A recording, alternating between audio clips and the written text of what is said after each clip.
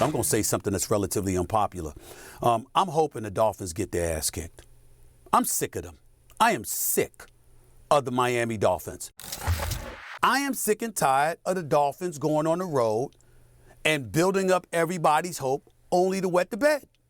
I'm sick of them. Okay, RC back there with us, Marcus Spears, and this guy. Swaggo. Oh my goodness.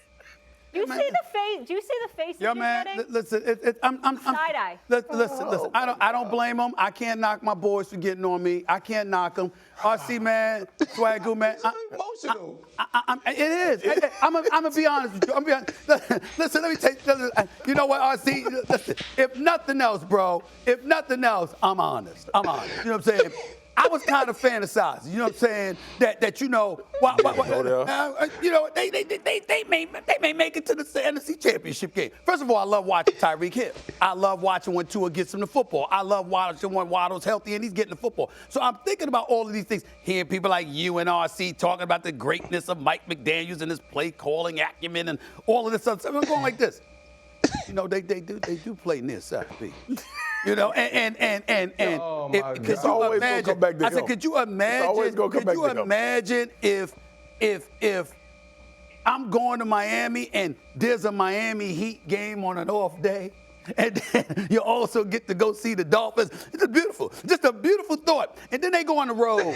And Buffalo, and they get blitzed 40 people ain't thinking about what you got to do when they play. And then they go to Baltimore. And it's not that they lost.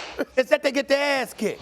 And it really bothers me. It really bothers me, man. It's like, damn, every time y'all get away from Miami, y'all get bum rushed. It really bothers me, man. And I'm just like, it's just fool's gold. I'm like, stop lying to us. You're going to stink up the joint anyway. Just go ahead and do it. But you ain't got to say that's how I feel about people ass get kicked. I did. I'm tired of them. You ain't got to say that. I'm tired of them lying to us, man. You know, you can't be that bad. Even though they trying to win. Really? Is that what you saw? They trying, I saw at least 3 games this year where they didn't even look like they were trying. Oh, my God. But go ahead. I know they got a plethora of injuries. I get that. I understand that, particularly on the defensive side of the ball. I get all of that, all right? Okay. And now you got my stud. He's supposed to be out. Waddle, he's supposed to be out. So, okay, it seems like a daunting task. I just want legitimate teams in the postseason. Yeah. Okay, all right. Can we stay focused here, Swaggo? Here's what I need to know from you. Okay. Who's going to win this game? I'm taking the Dolphins. I'm scared to death. I ain't going to lie. But it's at home, and it's for the division. And I think this Dolphins team coming off of last week when they got hammered by the Baltimore Ravens are going to be super incentivized. Now, I know they lost Bradley Chubb, which is a big deal, and Josh Allen and the Bills are walking into that building, a new iteration of this football team as far as how they play football now. But I'm going to go out on a limb. The Bills should win the game, but I'm taking the Dolphins because they home, and I think they can be explosive. And it just feels to me that like they gonna put one together. Okay. It ain't really football reasons. It's emotional. Yeah. Right. So I'm not the only one emotional. Go ahead. Everyone's emotional today, except Ryan. Everybody's emotional. I know. Today. I am. Seriously, I'm gonna take but it's not like mine not bad. I don't hope nobody get their ass kicked. Yeah. RC. That was harsh. That was one of the harsher things I ever heard someone on the air say about a football team. And we sorry. I'm gonna pick the Buffalo Bills. And the reason why is the AFC Pro Bowl team was announced yesterday. You know who's not on it? Josh Allen. You know who is? James Cook. That's the difference in this Buffalo Bills team and any Buffalo Bills team we've ever watched under Josh Allen.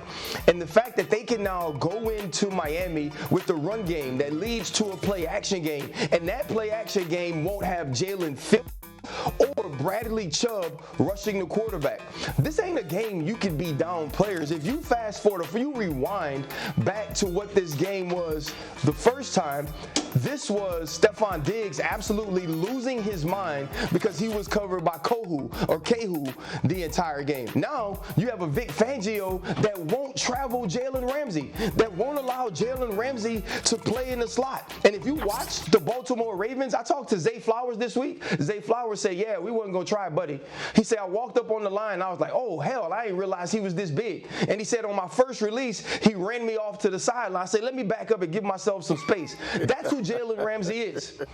But you know what Vic Fangio does with him? He sticks him on the right side of the field and he never moves him. Guess what? Everybody else, barbecue chicken. So what's going to happen if Vic Fangio doesn't change? Josh Allen's going to go off. James Cook is going to go off. And offensively, you don't have everything you need to combat that because there is no Mostert, like Stephen A. said. There is no Jalen Waddle, like Stephen A. said. And again, last week, when you make this team one-dimensional, when you move Tua Tagovailoa off his spot, Tua Tagovailoa ain't so Tua Tagovailoa. So for me, going back to watching this film the first time, it's the Buffalo Bills, and I don't even think it's going to be a hard win for the Buffalo Bills. And listen, well, he is 10-2 against Miami lifetime, so we got to remember that. We got to remember that more so than anything else. He's got more touchdown runs than touchdown passes over the last 5 games or so, 8-5. So we got to keep our eyes on that as well. But I totally agree with you, and I get where you're coming from because to me, Buffalo should win this game. You know, they're built for it. I'm looking at Miami, and they haven't shown me they're built for adversity. You could go and slide that chair straight out the window with that foolishness. You hear what I just said? I pride myself on being humble. See that right, and then self is all wrong. Yeah. All right, let's get into it, guys. Swaggo. Seriously, try to be objective, former Cowboy that lives I'm always in Dallas. objective. No, but like really try. Okay. Okay? Yeah. Do your Dallas Cowboys have a favorable path? Would you say it's fair to say a favorable path to the Super Bowl right now? To the NFC Championship, they do. Super Bowl got to go through San Francisco, and we all can, we can lament about it. And look, for you to say, yes, because that's the one game where we all think that it ends for the Dallas Cowboys. If they get 2 games at home, we talked about how good they've been at home, and then you go on the road to San Francisco, and it works against everything you've been all season long. On the road against the best team in the NFC. They'll get stomped. No, I don't think they get stumped. Really? Right? Because that's they haven't got stumped by the 49. Now the games and the score has been different. Last year you would have thought Dallas lost by 30, the way people left the game talking about San Francisco. I think this is their best pass because one, Philly had fell off a cliff, and you get to play at home. And we can't dismiss what we've been seeing from this team all season long when they play in Dallas. I don't disagree with that.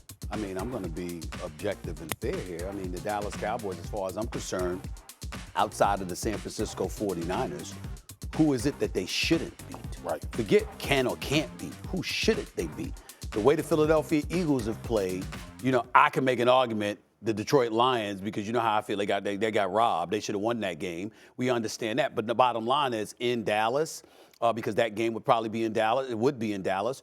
You should be able to beat Detroit. You should be able to beat Tampa Bay. You should be able to beat even the Los Angeles Rams, who I think is a sleeper threat. I'm not sleeping on the Los Angeles Rams by any stretch of the imagination. So I would tell you that the Dallas Cowboys have a favorable path, but it's important for me to point out some certain stats. It is important. You have turned into a real statistician lately. It has. You're really just educating folks. Well, listen, I do my homework, because listen, I am taught the game by aficionados all over this network. They teach me basketball, that's different. I ain't worried about that. But football, these brothers teach me every day. So I got to have my information. Okay. And when they make these proclamations, somebody has to check them from time to time. Okay. Dallas Cowboys, since 1995, they won 54% of their regular season games, ranked 11th in the NFL. But in the playoffs, that dips to 29.4%, which ranks 29th in the NFL. Only Miami, Washington, and Detroit have a worse playoff record than the Dallas Cowboys since 1995. So what that says is that, you know what?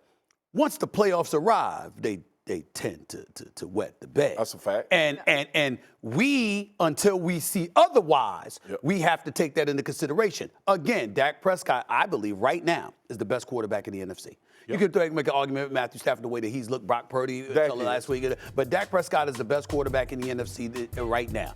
That's what I'm saying. I'm going to give him that kind of love. However, he always shows up, particularly in December. It's January where he nosedives. And so now the pressure is on him. Why is the pressure on him? Because Mike McCarthy lied to the American public. He sat up there and said that, you know what, we need more balance. Kellen Moore needs to get out of here so I can call plays and I can bring more balance to our offense. They throw the football more than they run the football still. And now they don't have much of a running game because Pollard hasn't been 100% healthy. Dak Prescott, you're leaning on him heavier and heavier. And if you're going to do that come playoff time, even though CeeDee Lamb and the rest of the crew can ball as well, that pressure on Dak, how will he respond? Okay, do me a favor. I want to bring in someone who I think disagrees with you all. Do I have? There he is. Say something false. There he is, Ryan. Hey, there he is. Hey, RC. By the way, I was just scrolling Twitter and you popped up with a red fit. So fire. Oh, that yeah. might be that coat. The whole thing. Let's stay focused on the Cowboys. We'll get into that later. But that was next level. Hold on. Next level, my friend. Hold on, Ryan. You ain't never heard me say that. Yes. Because I'm averse to the color red. I'm really not into it. No, I'm going to show you it. Excuse me. I saw it. Oh, you saw it. And I was trying to say to Ryan, bro, that coat was so fly. I actually thought about getting one I my couldn't damn get over self. the boot. I had to. I couldn't get over the boot. Hey, remember when we talked about the competition? Who's gonna be the best dressed? Yeah. I went like this. Let me be quiet. RC, let me make this statement. For the coat. Let me make this statement because when they said that RC, I hurried up and dismissed it. Yeah. I said RC gonna be the best dressed on the network. Yeah. No. Let's pause. No. Yeah, I did. You and No. Shannon was talking about it. I'm saying I think disagree. it's Know why I excuse me. disagree? Because of consistency. Oh, RC, because No. RC fluctuates. Hold up. No, he don't. Yes, he does. No. Yes, he does. No. Yes, he does. Stay. Yes, Stay. he does. Yes. First of all, you saw it or you saw it? Huh? You He's saw sorry. it or you saw it? Sorry. You saw it? Sorry. Hard R? Sorry. Listen, let's just call it what it is. RC is the best dressed male at ESPN. I'm not saying that. And I think in I TV. mean this I'm not saying humbly. I think in TV. I'm not Marcus, saying that. And who's the best dressed woman at ESPN? I ain't saying nothing. Really? I would have known. Wow. I would have known. Okay. Nope. I don't know. RC, I don't know how y'all take When I see it, I'll let you I know. don't know how y'all take Okay. that on this network. Okay. I don't know. That's right. I'll let the fans at Molly, home. don't be putting me in that. I'll get a QR code. I'll get a QR code popped up. Guys. Hey, go ahead, Ryan. Go on with the Cowboys, Ryan. What about the Cowboys, Ryan? Molly, you stay clean. You know, I already told you stay got fresh. that. And also, too, happy Founders Day to the brothers of Kappa Alpha Psi Fraternity Incorporated. Now we can get to the regularly scheduled program. Sure. Also, forgive my background, y'all. I just dropped my son off in South Bend, Indiana. He's starting at Notre Dame. We drove 26 straight hours, but I still popped up to do this. When you think about... That's love, brother. I when you appreciate think you, man. about... I thought he was waiting for a doctor. Yes, sir. When you think about when you think about Dak Prescott this year, right? And I know Stephen A gave the stats on what they are in the playoffs. A lot of teams that aren't the Kansas City Chiefs or aren't the New England Patriots of old don't have the same winning percentage in the playoffs as they do the regular season because you're playing better teams. Like, that's just the nature of the beast when you get to the playoffs. But when you look at Dak Prescott this year, this is a 2019 sort of Dak Prescott, the 2021 sort of Dak Prescott from a play standpoint. But it's different when we're talking about the man. It's different when we're talking about the leader. It's different when we're talking about the guy that's shown up in every situation this year other than the San Francisco 49ers game. Since then, Dak has been flawless.